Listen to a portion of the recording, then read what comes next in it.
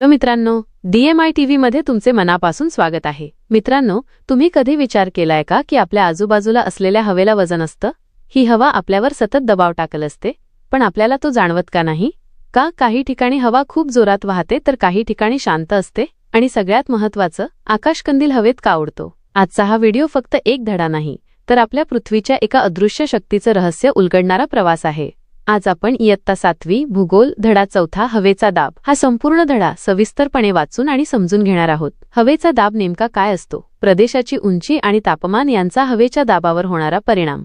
तो रंजक आकाशकंदिलाचा प्रयोग। पृथ्वीवरील महत्त्वाचे हवादाब पट्टे, मग तो विषुववृत्तीय कमी दाबाचा पट्टा असो किंवा ध्रुवीय जास्त दाबाचा पट्टा, ग्रहीय वारे आणि जागतिक हवादाब वितरणाची मिलिबारमधील मूल्ये। जर तुम्हाला भूगोलातील हे प्रेशर सोप्या भाषेत समजून घ्यायचं असेल तर हा व्हिडिओ शेवटपर्यंत नक्की पहा। चला तर मग सुरू करूया आपल्या आजच्या पाठाला।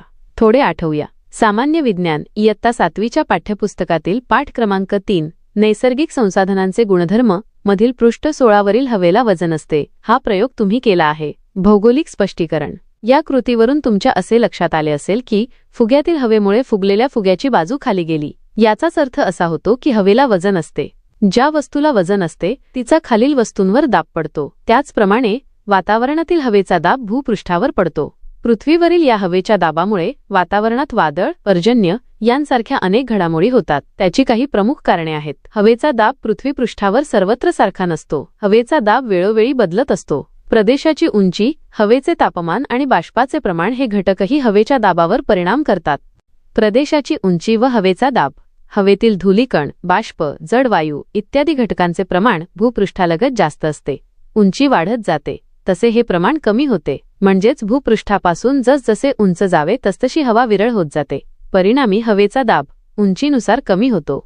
हवेचे तापमान व हवेचा दाब करून पहा। हवेत उंच जाणारा एक आकाशकंदील घ्या। आकाशकंदिलाला साधारणपणे 5 मीटर लांबीचा साधा दोरा बांधा, जेणेकरून तो पुन्हा खाली आणता येईल। आकाशकंदिलाच्या पाकिटावर लिहिलेल्या सूचनेप्रमाणे आकाशकंदील काळजीपूर्वक उघडा व त्यातील मेणबत्तीची वात पेटवा। काय होते त्याचे निरीक्षण करा। काही वेळाने आकाशकंदिलाला बांधलेल्या दोऱ्याने आकाशकंदील खाली उतरवून घ्या व त्यातील मेणबत्ती विझवा। शिक्षकांसाठी, पालकांसाठी सूचना। तुमच्या उपस्थितीत व मार्गदर्शनाखाली ही कृती विद्यार्थ्यांकडून काळजीपूर्वक करून घ्यावी। कृती झाल्यानंतर शिक्षकांनी वर्गात चर्चा घडवून आणावी। त्यासाठी पुढील प्रमाणे काही प्रश्न विचारावे। 1. मेणबत्ती पेटवल्यावर आकाशकंदील लगेच आकाशाच्या दिशेने वर गेला का? 2. आकाशकंदील वर गेल्यावर मेणबत्ती विझली असती तर आकाशकंदिलाचे काय झाले असते? भौगोलिक स्पष्टीकरण। आकाशकंदिलातील हवा मेणबत्ती पेटवल्यावर उष्णतेने गरम होऊ लागते। गरम हवा प्रसरण पावते, हलकी होते व वरच्या दिशेने जाऊ लागते। त्यामुळे आकाशकंदील आकाशाच्या दिशेने उचलला जातो। निसर्गातही असेच घडते। तापमान व हवेचा दाब यांचा जवळचा संबंध आहे। जेथे तापमान जास्त असते तेथे हवेचा दाब कमी असतो। जास्त तापमानामुळे हवा गरम होते, प्रसरण पावते आणि हलकी होते। जमिनीलगतची अशी हवा आकाशाकडे वर जाते, त्यामुळे सदर प्रदेशातील हवेचा दाब कमी होतो। तापमानाचे पट्टे आणि हवेचे दाबपट्टे यांचा परस्परांशी संबंध असतो, परंतु तापमानाच्या पट्ट्यांचा अक्षवृत्तीय विस्तार हा जास्त असतो, तर हवेच्या दाबांचे पट्टे कमी रुंदीचे असतात। आकृती 4.2 अ व ब पहा। उदाहरणार्थ, समशीतोष्ण कटिबंध 23°30 ते 66°30 या अक्षवृत्तांदरम्यान असतात।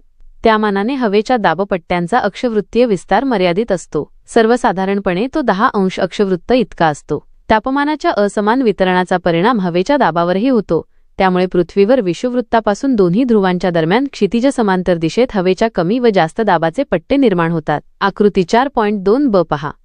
आकृती 4.2 अ व ब चे निरीक्षण करून प्रश्नांची उत्तरे सांगा। उष्णकटिबंधीय प्रदेशांमध्ये कोणता दाबपट्टा प्रामुख्याने आढळतो? ध्रुवीय वाऱ्यांची निर्मिती कोणत्या दाबपट्ट्यांशी निगडीत आहे व ते कोणत्या कटिबंधात येतात? उष्णकटिबंधीय प्रदेशात हवेचा दाब कमी असण्याचे कारण कोणते? समशीतोष्ण कटिबंधातून वाहणारे वारे कोणत्या दाबपट्ट्याशी संबंधित आहेत? कमी दाबाचे पट्टे कोणकोणत्या अक्षवृत्तांदरम्यान आहेत? जरा विचार करा। हवेचे तापमान कमी झाले तर हवेच्या दाबावर कोणता परिणाम होईल? हवेचे तापमान कमी झाले तर हवेचा दाब वाढतो, घनता वाढते। जेव्हा हवेचे तापमान कमी होते तेव्हा हवेचे कण एकमेकांच्या जवळ येतात, यामुळे हवेची घनता वाढते, हवा जड होते। थंड हवा गरम हवेपेक्षा जास्त जड असते। खाली बसणे। ही जड आणि दाट हवा भूपृष्ठाकडे खाली येते, ज्यामुळे त्या भागातील हवेचे वजन दाब वाढते। थोडक्यात सांगायचे तर तापमान आणि हवा यांचा व्यस्त संबंध असतो। जेव्हा तापमान कमी होते तेव्हा हवेचा दाब वाढतो, भूपृष्ठावरील दाबपट्टे. सूर्यापासून पृथ्वीला मिळणारी उष्णता असमान आहे. विषुववृत्तापासून उत्तर ध्रुवाकडे आणि दक्षिण ध्रुवाकडे तापमानाचे वितरण असमान असते. त्यामुळे प्रथम तापमान पट्टे निर्माण होतात हे आपण मागील इयत्तेत शिकलो आहोत. तापमान पट्ट्यांच्या पार्श्वभूमीवर दाबपट्ट्यांची निर्मिती होते. विषुववृत्तीय कमी दाबाचा पट्टा. संपूर्ण पृथ्वीचा विचार करता फक्त कर्कवृत्त ते मकरवृत्त यांदरम्यान सूर्याची किरणे लंबरूप पडतात. त्यामुळे या भागात तापमान जास्त असते. या प्रदेशातील हवा तापते, प्रसरण पावते आणि हलकी होऊन आकाशाकडे जाते. ही क्रिया सतत घडत असल्याने या प्रदेशाच्या मध्यवर्ती भागात म्हणजे 0° ते 5° उत्तर व दक्षिण अक्षवृत्ताच्या दरम्यान हवेचा कमी दाबाचा पट्टा निर्माण होतो. मध्य अक्षवृत्तीय जास्त दाबाचे पट्टे. विषुववृत्तीय प्रदेशातून आकाशाकडे गेलेली उष्ण व हलकी हवा अधिक उंचीवर गेल्यानंतर ध्रुवीय प्रदेशाकडे उत्तर व दक्षिण दिशेत वाहू लागते. उंचावरील कमी तापमानामुळे ती थंड होऊन जड होते. जड झालेली ही हवा उत्तर व दक्षिण गोलार्धात 25° ते 35° अक्षवृत्तांच्या दरम्यान जमिनीच्या दिशेने खाली येते. परिणामी उत्तर गोलार्धात आणि दक्षिण गोलार्धात 25° ते 35° अक्षवृत्तांच्या दरम्यान हवेचे जास्त दाबाचे पट्टे निर्माण होतात. ही हवा कोरडी असते, त्यामुळे या प्रदेशात पाऊस पडत नाही. परिणामी पृथ्वीवरील बहुतेक उष्ण वाळवंटे या प्रदेशात आढळतात. उपध्रुवीय कमी दाबाचे पट्टे. पृथ्वीचा ध्रुवाकडे जाणारा भाग तौलनिकदृष्ट्या वक्राकार आहे. त्यामुळे ध्रुवाकडील प्रदेशाचे क्षेत्र कमी होत जाते. या आकारामुळे वाऱ्यांना बाहेर पडण्यास जास्त वाव मिळतो. पृथ्वीच्या पृष्ठभागावरील हवेच्या कमी घर्षणामुळे तसेच परिवलनाच्या गतीमुळे या भागातील हवा बाहेर फेकली जाऊन तेथे कमी दाबाचा पट्टा निर्माण होतो. हा परिणाम 55° ते 65° अक्षवृत्तांच्या दरम्यान उत्तर व दक्षिण गोलार्धात दिसून येतो. ध्रुवीय जास्त दाबाचे पट्टे. दोन्ही ध्रुवीय प्रदेशांत वर्षभर तापमान 0° पेक्षाही कमी असते. त्यामुळे येथील हवा थंड असते. परिणामी ध्रुवीय प्रदेशात पृथ्वीपृष्ठाजवळ हवेच्या जास्त दाबाचे पट्टे निर्माण होतात. त्यांना ध्रुवीय जास्त दाबाचे पट्टे असे म्हणतात.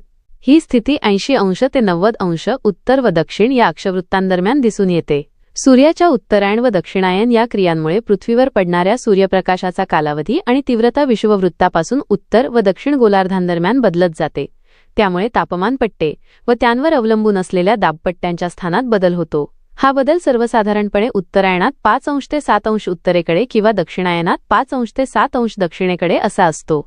यालाच हवादाब पट्ट्यांचे आंदोलन ऑसिलेशन ऑफ प्रेशर बेल्ट्स म्हणून ओळखले जाते. हे नेहमी लक्षात ठेवा. तापमान पट्टे व हवादाब पट्टे यांमध्ये महत्त्वाचा फरक म्हणजे तापमान पट्टे सलग असून ते विषुववृत्ताकडून दोन्ही ध्रुवांकडे जास्त तापमान ते कमी तापमान असे पसरलेले असतात.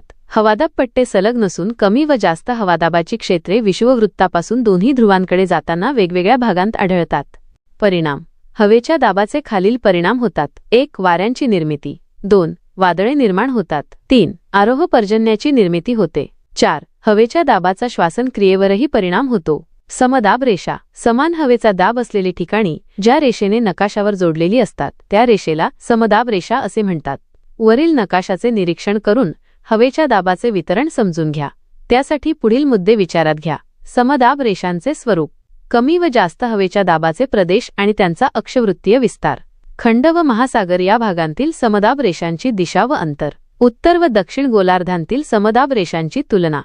माहीत आहे का तुम्हाला, समुद्र सपाटीवर हवेचा दाब हा 1013.2 मिलीबार एवढा असतो. जरा डोके चालवा. विषुववृत्तावर हवेचा दाब कमी असतो, तर आर्क्टिक वृत्तावर हवेचा दाब कसा असेल? आर्क्टिक वृत्तावर हवेचा दाब जास्त असेल. नेहमी लक्षात ठेवा, हवेचा दाब हा मिलीबार या एककात मोजला जातो. त्यासाठी हवादाब मापक बॅरोमीटर हे उपकरण वापरले जाते. पृथ्वीपृष्ठाजवळ हवेच्या दाबाची नोंद या उपकरणाद्वारे मांडली जाते. पहा बरे जमते का? इयत्ता 6वी मधील तापमान वितरण नकाशा व या पाठातील हवादाबाचा वितरण नकाशा यांचा एकत्रित अभ्यास करून तापमान व हवादाब यांतील सहसंबंध शोधा. माहीत आहे का तुम्हाला, पृथ्वीच्या गुरुत्वाकर्षण शक्तीमुळे पृथ्वीशी निगडीत असलेल्या सर्वच गोष्टी पृथ्वीला जखडून राहतात. यामधून वायुरूपात असलेली हवा देखील सुटत नाही. पृथ्वीच्या गुरुत्वाकर्षण शक्तीमुळे वातावरणातील हवा पृथ्वीपृष्ठाकडे ओढली जाते. म्हणून समुद्र सपाटीजवळ हवेचा दाब जास्त असतो. वातावरणातील हा हवेचा दाब सर्वत्रच असल्यामुळे आपल्यावरही हा हवेचा दाब कार्य करतो हे लक्षात ठेवा. असे म्हटले जाते की सर्वसाधारणपणे प्रत्येक व्यक्तीच्या डोक्यावर असलेल्या हवेच्या स्तंभाचे वजन 1000 किलोग्रॅम असते. तर मित्रहो, आज आपण इयत्ता 7वी भूगोलातील धडा 4 हवेचा दाब सविस्तर वाचून पूर्ण केला आहे. आपण मगाशी पाहिल्याप्रमाणे तापमान पट्टे हे सलग असतात, पण हवादाब पट्टे मात्र सलग नसून ते वेगवेगळ्या भागांत कमी जास्त स्वरूपात आढळतात. आता हवेच्या दाबात हा जो फरक पडतो त्याचे नेमके परिणाम काय होतात? हवा जेव्हा जास्त दाबाकडून कमी दाबाकडे वाहू लागते तेव्हा नेमकी काय जादू घडते हेच आपण जाणून घेणार आहोत आपल्या पुढच्या व्हिडिओमध्ये, ज्यामध्ये मी वाचून दाखवणार आहे धडा 5वा वारे. वाऱ्यांचे प्रकार कोणते, ते कसे वाहतात, हे सगळं समजून घेण्यासाठी पुढचा व्हिडिओ नक्की पहा. आजचा हा वाचन प्रवास तुम्हाला कसा वाटला हे कमेंट्समध्ये नक्की सांगा. व्हिडिओ आवडला असेल तर लाईक करा आणि आपल्या इतर मित्रमैत्रिणींसोबत शेअर करायला विसरू नका. भेटूया पुढच्या व्हिडिओमध्ये. तोपर्यंत वाचत रहा आणि शिकत रहा. धन्यवाद.